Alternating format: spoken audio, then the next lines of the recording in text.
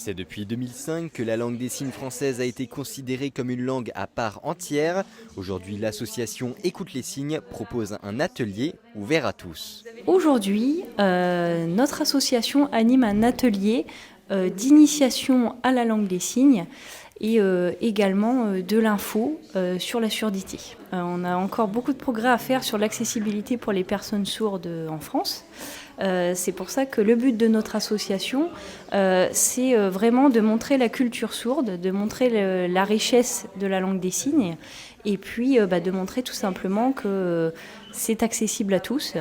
Et plus de personnes vont s'intéresser à la langue des signes, meilleure sera l'accessibilité pour les personnes sourdes dans leur quotidien. Donc c'est vraiment les signes de base, les signes de politesse, comment épeler son prénom, comment transmettre une émotion, parce que quand on signe, c'est très très important, les expressions du visage, ce qu'on n'est pas compréhensible si on signe sans expression. Donc c'est un petit peu une initiation à tout ça.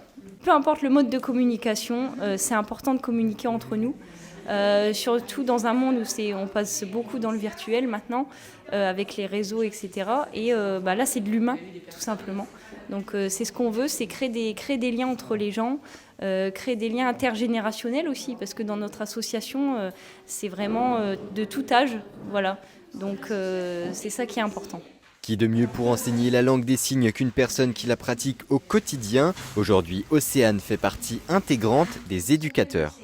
La première fois qu'elle est venue, elle a vu que l'association, ça marchait très très bien. Et du coup, elle était intéressée, elle a décidé de faire le choix de secrétaire dans l'association Écoute les signes.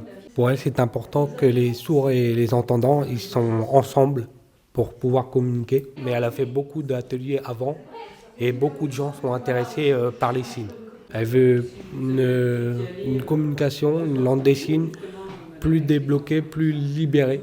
Si par exemple elle a des problèmes, si elle va voir la police pour porter plainte, comment elle va faire pour communiquer? Du coup, pour elle, c'est important que tout le monde réussisse à parler avec une nouvelle langue comme la langue des signes.